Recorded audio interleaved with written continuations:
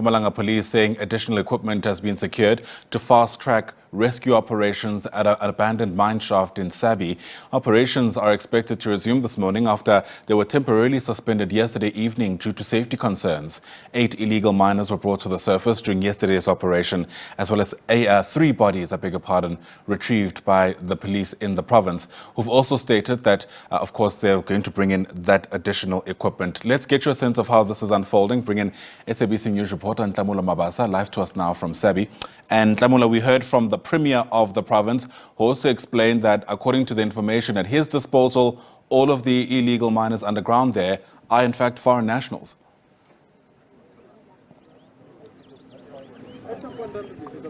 Certainly, Ayanda, you heard the Premier correctly. From the information he shared with us earlier on the media briefing, that's what he was saying, that from the information that he was told, it is foreign nationals, everyone that's there, meaning the 150 or rather more than 100 illegal miners that are down there, they are said to be foreign nationals.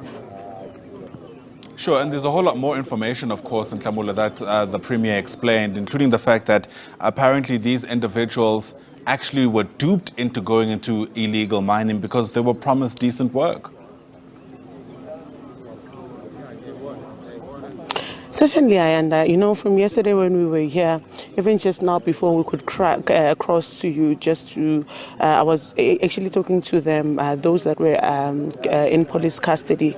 They saying that they were forced, and they still stating that they were forced to actually come and work here. And it was actually it's a very dire situation down there in the conditions that they were working in. But Ayanda, just so that our viewers at home are able to see what is currently happening, I'll ask my colleague Azwi to just pen the camera and for me to move out of shot so that you actually are able to understand and actually see what is happening.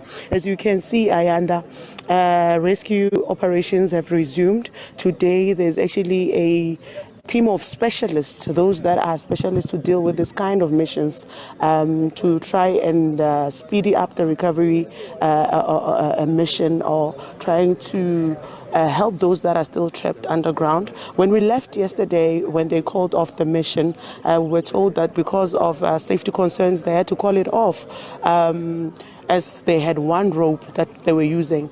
We'll ask my colleague again just to zoom in a bit so that you are able to see. Seems like they still have one rope, but they seem like professionals to know what it is that they're doing. And we can also confirm that ever since we arrived here, there hasn't been anyone that has been rescued for today. But we were told, it's still yet to be confirmed. We are also told that there might be another body down there. So they've sent in a radio down so that they're able to communicate with them. So the reason why those that were rescued yesterday, those illegal miners, the reason why they are here now is because there's a language barrier. So they want them to be able to communicate with them down, as today a radio was sent for them to be told what to do and how to do it. So they are brought here to be able to come and assist. Ayanda?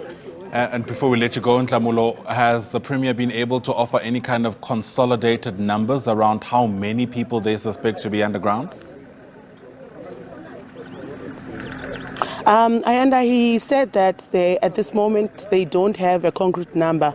Hence, he said they were waiting for the acting provincial commissioner to come and give a background information as to what is happening, just for him to get the latest, actually, because at this moment they're actually even relying on the radio that went down to actually know the situation. But the Premier at this point in time, he doesn't know much information. He's waiting for the acting provincial commissioner to arrive. As you know, that we are also waiting for the national commissioner to come to the scene to actually also see what is happening, and also later on to have a media briefing with the media. And we look forward to that. Nhlamulo Mabasa for that reporting. Thanks very much indeed. Nhlamulo, live to us there from the town of Sabie in Mpumalanga.